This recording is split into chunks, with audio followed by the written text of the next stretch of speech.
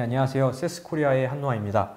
예, 오늘은 저희가 준비한 이제 마지막 세션인데, 오늘 주제는 관계 파악이 쉬워지는 세스 유니버시티 에디션이라는 건데요. 그러니까 어떻게 보면은 관계 파악이라는 고 얘기를 했는데, 하고 싶은 건 사실 이런 거예요. 그러니까 내가 예를 들어서, 예를 들면 뭐가 있을까? 내가 본코리아의 사장님이에요. 그럼 수많은 체인점들이 있고 수많은 지점들을 가지고 있잖아요. 근데 이 각각의 지점들이 매출을 좀 난 올리고 싶은 거죠. 매출을 높이고 싶은데 어떤 요인들이 매출을 올리는 데 도움이 되는지를 알면은 선택과 집중을 할 수가 있죠. 예를 들어서 여기 여러 가지 요인들을 적어 놨는데 뭐 마케팅 활동을 많이 하는 게 가장 효과적으로 매출을 높이는 방법이다라고 하면 마케팅 활동을 보다 많이 하거나 보다 효율적인 점을 찾는 것도 방법이 될 거고요. 그리고 재방문 비율이 높은 매장이 매출이 높더라. 그러면 우리 충성 고객을 늘려야 되는구나. 그럼 고객 관계 관리를 더 열심히 하겠죠. 이런 관점에서 분석을 하려면 어떤 방법을 써야 할까? 그걸 오늘 알아보도록 할 텐데요. 회귀 분석을 이용하면은 이런 분석을 할 수 있어요. 이런 걸 찾을 수 있는데 회귀 분석이라는 건 종속 변수가 양적인 변수, 여기서 매출이죠. 매출 같은 경우에는 연속형 변수잖아요. 그래서 이런 경우에 쓸 수 있고요. 그리고 독립 변수는 이제 이 매출에 영향을 주는 변수들인데 아까 앞서 말씀드렸다시피 뭐 할인 행사 기간, 광고 선전비, 뭐 직영 매장 여부 뭐 이런 것들이 여기에 들어가겠죠.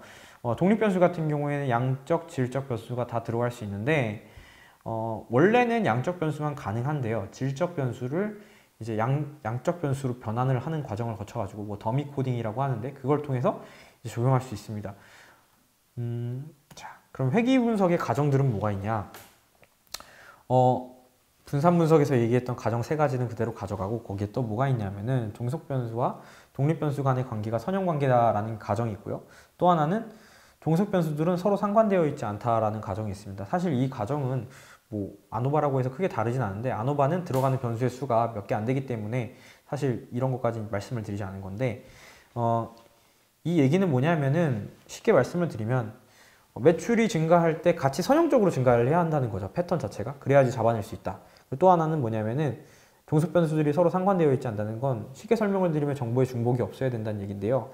예를 들면 이런 게 있을 수 있어요.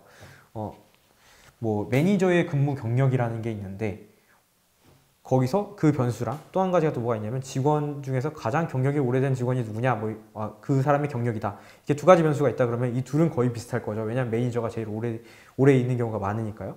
사실 이 둘은 같이 들어갈 필요가 없는 변수예요. 정보가 중복이 되니까요. 그러니까 그런 걸 막아주라는 얘기고요. 왜 그런 게 문제가 되냐면은 정보의 중복이 발생하면 모형이 예측을 잘 못해요.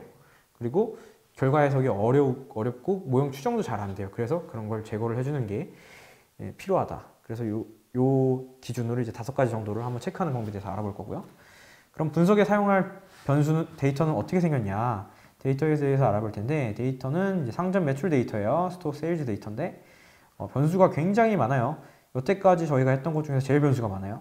뭐 할인 행사 기간, 판촉 행사 기간, 광고 선전비 지출, 유동인구 점수, 경쟁 점포, 매장 면적, 평균 재방문 비율, 매니저의 경력, 직원 친절도 점수, 그리고 직원 평균 경력, 직영 매장 여부 뭐 이런 것들이 있네요. 그리고 매출, 우리가 알고 싶은 거 매출에 이러한 애들이 영향을 줄 거라고 생각을 해가지고 변수를 수집한 거고 실제로 어떤 게 영향을 주는지를 알아보는 게 사실 이번에 목표예요.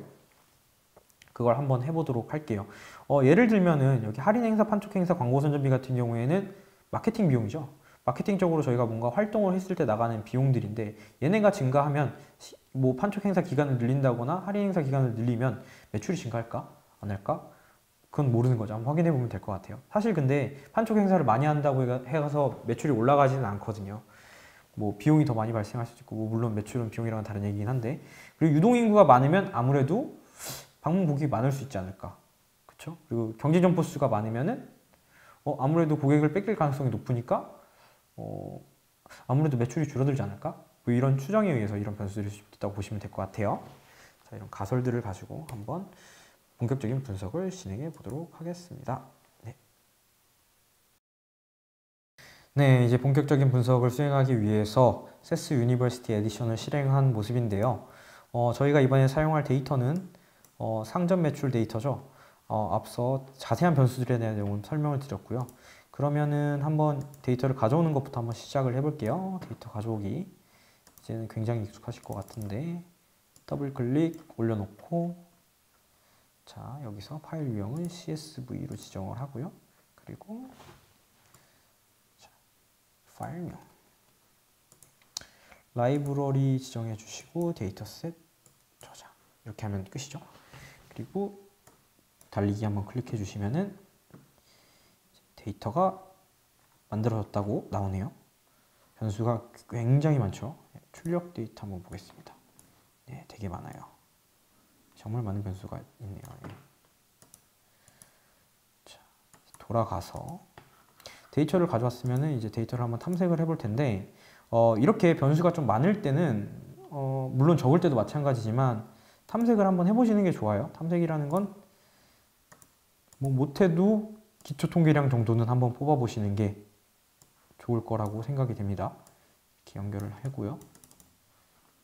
그래서 데이터를 보겠습니다. 데이터가 스토어 세일즈 들어가시면 분석 변수 되게 많죠?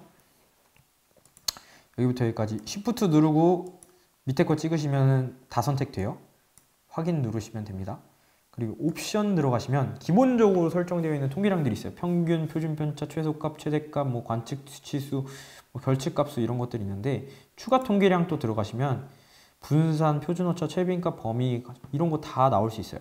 그리고 백분율 쪽 들어가시면 이건 순위형 척도들이죠. 뭐 중위수, 제1사분위수, 3사분위수 뭐 이런 것들이 있고요. 이거는 필요에 따라서 그때그때 필요하신 걸로 선택해서 하시면 돼요. 도표 같은 경우에도 뭐 히스토그램 및 상자 도표, 히스토그램 이렇게 고를 수 있습니다. 저는 뭐 한번 히스토그램을 볼까? 이거 한번 체크해서 한번 확인해 볼게요. 자, 일단 한번 실행해 보겠습니다. 지금 기술 통계 결과가 나왔는데 지금 변수명이 이게 x1, x2, x3 이런 식으로 되어 있다 보니까 이게 어떤 변수인지 알 수가 없죠. 그래가지고 여기 왼쪽에 보시면은 변수명, 한글 변수명이랑 영문 변수명을 같이 띄워놨어요. 요걸 같이 보면서 분석을 진행하시면 될 것 같아요. 근데 보시면은 먼저 X1 같은 경우에는 할인 행사 기간이네요. 할인 행사 기간 같은 경우에는 평균이 2.6일 정도 되네요. 통상 각 지점들이 2.6일 정도 이제 할인 행사를 한다는 얘기인 것 같아요. 그리고 밑에는 이제 판촉 행사 같은 경우에는 2.8일로 좀 더 많이 하네요. 예. 그리고 뭐 유동인구 점수 뭐 이런 변수들이 있는데 매출 같은 경우에는 평균적으로 4억 8,712만 원 정도 되네요. 이게 만원 단위니까요. 예. 그리고 총 관측 지수는 250개 이렇게 되어 있네요. 분포는 눈으로 한번 쭉 확인하시면 될 것 같아요. 분포를 확인하는 이유는 이제 뭐 데이터가 어떻게 퍼져 있는지를 보고 나중에 변수 변환이라든지 이런 게 필요한지 안 한지를 판단하기 위해서 이런 걸 보거든요. 자, 이건 아까 말씀드렸던 그런 변수 변환이 필요한지 안 한지 그걸 확인하기 위한 거고, 그리고 또 한 가지 볼만한 게 뭐 상관 분석 같은 것도 해볼 수 있고요. 상관 분석은 되게 간단해요. 연속형 두 변수가 선형적인 상관관계를 갖느냐, A 변수가 증가할 때 B 변수가 증가하느냐 이런 걸 볼 때 쓰는 게 또 상관 분석이거든요. 뭐 간단하게 할인 행사 기간이랑 판촉 행사 기간, 뭐 광고 선전비 얘네들은 서로 관련성이 있을 것 같아 보이잖아요. 왜냐면은 기간이 길어지면 당연히 광고 선전비가 많이 나갈 것 같으니까. 그래서 한번 확인해 볼게요. 네, 이렇게 한 다음에 자, 옵션 들어가서 기본 통계량만 되어 있는데 도표를 선점도 행렬을 같이 클릭해 볼게요. 그리고 실행을 누르겠습니다. 그러면은 결과가 이렇게 나옵니다. 네, 여기 보시면은 이게 X1이고요. X1은 할인 행사 기간이죠. X2는 뭐예요? 판촉 행사 기간이죠. 얘네들이 비슷하게 증가하는 걸 비슷한 패턴으로 선형 상관관계를 갖죠. 그러니까 이게 의미하는 건 할인 행사 기간이 긴 매장은 뭐 판촉 행사 기간도 통상 길게 가져간다. 그러니까 둘 다 많이 한다는 얘기고요. 그렇지 않은 매장은 둘 다 안 한다는 얘기라고 보시면 돼요. 그리고 마케팅 비용 역시 마찬가지로 선형적으로 증가를 하네요. 그러니까 얘들은 세 변수는 서로 상호 상관관계가 좀 있는 것 같아요. 근데 이 회귀 모형에서 이 상관관계가 좀 없는 걸 추구하지만 이 정도의 상관관계는 크게 문제가 되지 않을 수 있어요. 그건 나중에 지표를 통해서 확인해 볼 건데, 자, 먼저 이렇게 상관 분석을 한번 해봤고요. 자, 그럼 이제 바로 회귀 분석 한번 해볼게요. 선형 모델에 가보시면은 여기 선형회기라는 게 있습니다. 선형회기를 끌고 오면은 이렇게 연결을 하시면 됩니다. 그러면은 자, 스토어 세일즈가 들어와 있네요. 여기서 종속 변수는 y가 되겠죠.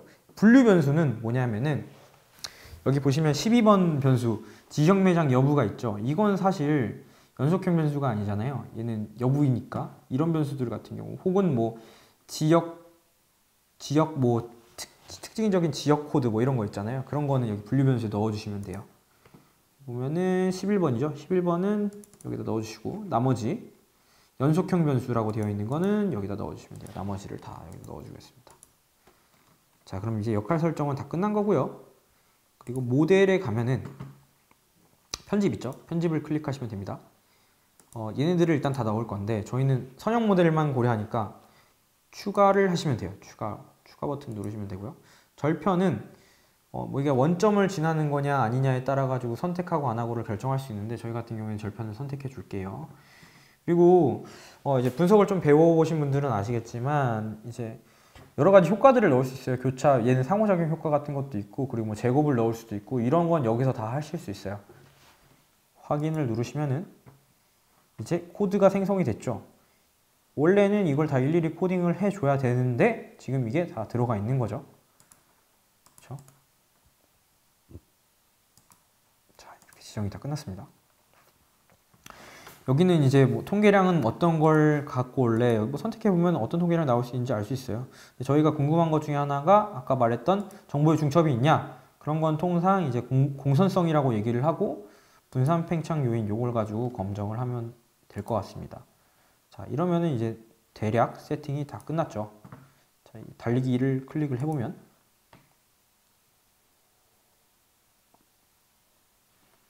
시간이 조금 걸릴 수 있지만 결과가 나왔죠. 네.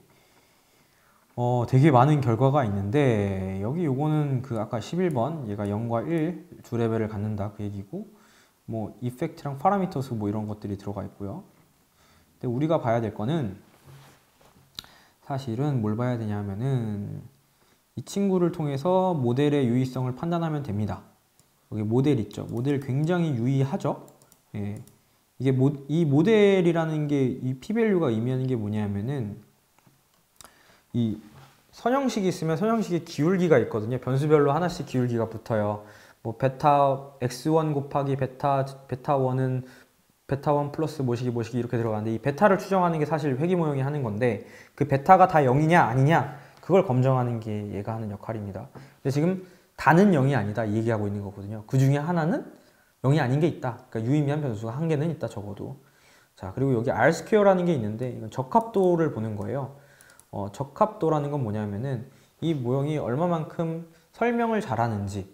그러니까 매출이라는 게 움직이잖아요. 매출 가격의 변동폭이 있는데 내가 지금 넣은 이 변수들 여기 보면 할인 행사 기간부터 직영 매장 여부까지 이 변수들이 걔를 얼마만큼 많이 설명하냐 그걸 얘기하는 거거든요. 지금 보면은 여기 뭐 수정된 R스퀘어 요거 볼게요. 이거 59%, 약 60% 정도를 설명하네요. 그러니까 굉장히 설명력이 높은 거예요. 통상 이제 사회과학 쪽에서 나온 데이터들 같은 경우에는요. 뭐 0.3%, 아니 30% 정도? 30% 미만이 되는 경우도 있고 그 정도만 돼도 유의미하게 보고요.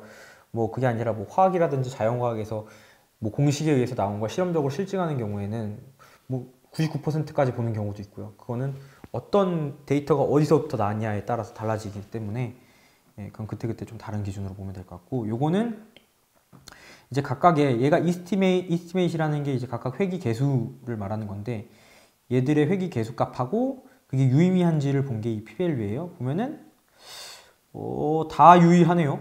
다 유의하게 나오네요. 다 의미가 있네요. 보면은 뭐 얘 같은 경우에는 이게 X11이 지역 매장 여부잖아요. 근데 여기 보면 0을 기준으로 돼 있네요. 그러니까 지역 매장이 아닌 경우에는 다른 요인들이 통제되어 있을 때 평균적으로 마이너스 5,723만 원. 그러니까 5천만 원 정도 더 매출이 낮다는 얘기거든요. 그러니까 이게 의미하는 건 뭐냐면은 지역 매장이 아닌 경우보다 더 매출이 높네. 이런 의미로 생각하시면 될 것 같아요. 네. 이렇게 해석을 하시면 될 것 같습니다. 이건 이제 이 아이는 뭐냐면은 이제부터는 이제 결과에 대한 걸 얼마나 가정을 만족하는지 이런 걸 볼 건데, 예측값이랑 실측값이 선형적으로 증가하느냐, 같이 가야지 맞겠죠. 예측이랑 실측이랑 값이 비슷해야지 잘 예측을 한 거니까 그걸 나타내는 거고, 여기에 이제 잔차 분석을 위한 건데, 잔차라는 건 이제 모형이 설명하지 못하는 부분, 아까 저희가 R스퀘어를 봤을 때 60% 가량은 설명이 됐고 나머지 40%는 설명되지 않았잖아요. 근데 이 잔차가 설명되지 않는 부분이 패턴을 가지면은 가정을 만족하지 않는다고 봅니다. 근데 지금 어떠한 패턴을 가지고 있는 것 같진 않죠. 그리고 잔차의 분포가 정규 분포를 따른다고 했는데 정규 분포를 따르고 있죠. 이런 도표를 가지고 되게 도표가 다양하게 나와요. 이걸 보면서 필요한 걸 찾아서 분석을 하시면 돼요. 뭐 이상치를 찾으셔도 되고, 패턴이 있는지 뭐 등분상 가정을 만족하는지 이런 걸로 판단하실 수 있습니다. 이렇게 보면은 될 것 같아요. 자, 그리고 이 선형회귀 모형에 보면은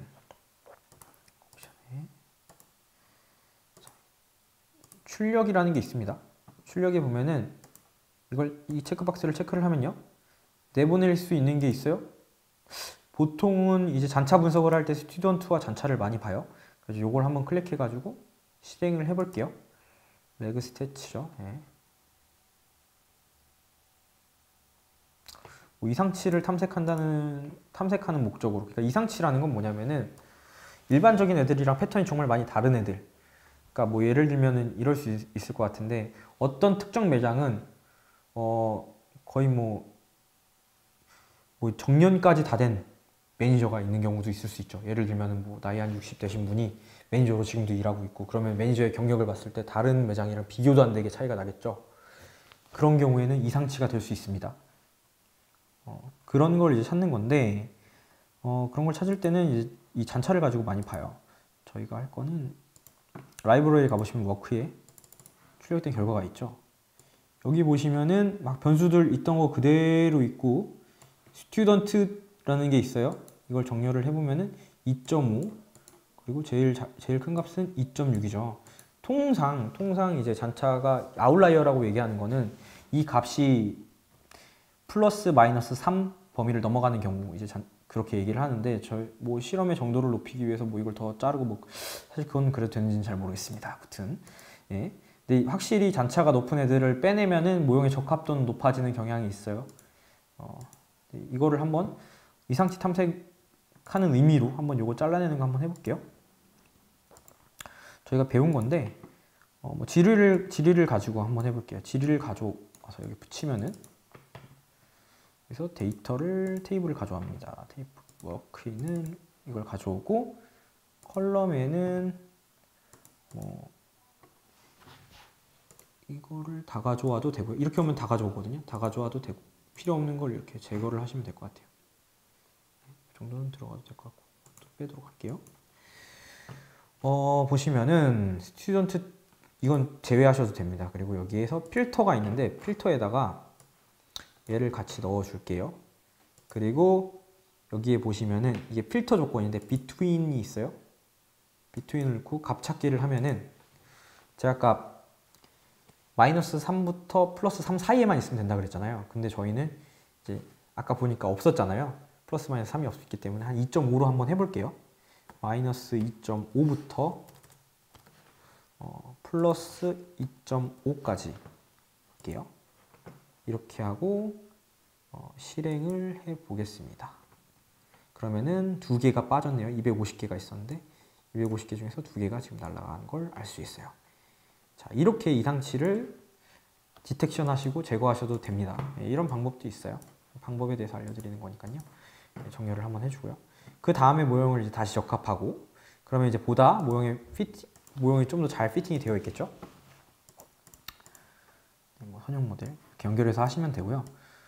그리고 지금 저희가 이제 회귀 분석에 대해서 쭉 설명을 드렸는데, 회귀 분석만 있는 건 아니니까 저희 이 기능적으로 제공하는 게 다별량 분석 쪽도 많이 기능적으로 제공을 하거든요. 뭐 주성분 분석이라든지 요인 분석이라든지 정준상관 분석, 이런 아이들도 많이 사용을 할 수 있고요. 그리고 군집 분석도 기능을 제공해요. 군집 분석도 뭐 제일 자주 쓰는 게 아마 K민주 군집이 아닐까 싶은데 이것도 제공을 합니다. 이런 걸 충분히 같이 활용해서 하셔도 좋습니다. 뭐 예를 들면 주성분 분석 하나 가져와 가지고 저희가 한 걸로 한번 같이 해볼게요. 주성분 분석은 차원 축소 방법 중에 하나인데요. 차원 축소라는 건 이제 변수가 여러 개가 있는데 그 변수들이 가지고 있는 정보의 중첩을 제거하고 그 중에서 핵심이 되는 정보 내용들만 담은 걸 1주 성분, 2주 성분, 3주 성분 이런 식으로 만들어내요.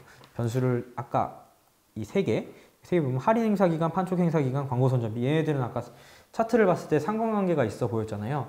사실 무슨 얘기냐면 얘 셋은 정보의 중첩이 어느 정도 있다라는 의미를 가지고 있거든요. 그래서 이걸 한번 보도록 할게요. 이렇게 해가지고 다른 거 뭐 할 게 있나? 딱히 없을 것 같은데요. 한번 실행해 보겠습니다. 네, 실행하면 결과가 이렇게 나오죠. 통상 이제 뭐 0.8 정도 넘어가면 괜찮다고 하니까 이게 정보의 양이라고 보시면 될 것 같은데 이 정도면 한 80% 정도 설명한다고 보시면 될 것 같아요. 이주 성분까지 포함하면은. 그러니까 변수를 3개 넣어서 2개를 뽑는 거죠. 그러니까 변수가 줄어들었죠. 그래서 차원 축소가 될 수 있어요. 아무튼 그런 의미가 있는데 이걸 가지고 이제 여기 들어간 변수가 보면은 3개가 있죠. 3개가 있는데 첫 번째 주성분 같은 경우에는 0.5, 0.58, 0.55 이렇게 돼 있죠. 이게 웨이트예요. 각각에 대해서. 첫 번째 할인 행사 기간, 판촉 행사 기간, 광고 선전비 이런 걸 가지고 이런 걸 합쳐서 뭐라고 얘기할 수 있냐면은 마케팅 활동 뭐 점수 이런 거 이렇게 얘기할 수도 있거든요. 그렇게 활용하실 수도 있어요. 혹은 지금 가지고 있는 걸 가지고 비슷한 또 뭐였지 지점 같은 걸 찾을 수도 있고 그거는 이제 군집 분석을 이용하시면 되고요.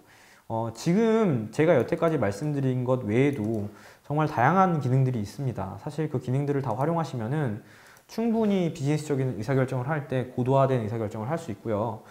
이런 걸 잘 활용하실 경우에는 뭐 내가 알고 있던 거, 기존에 알고 있던 걸 더 과학적인 도구로 풀 수 있겠죠. 자, 지금까지 뭐 5번의 세션이 있었는데 5번의 세션 동안 기본적인 사용 방법, 데이터 처리 방법 뭐 이런 것도 배웠고 실질적인 분석 방법 그리고 해석하는 법도 배웠어요.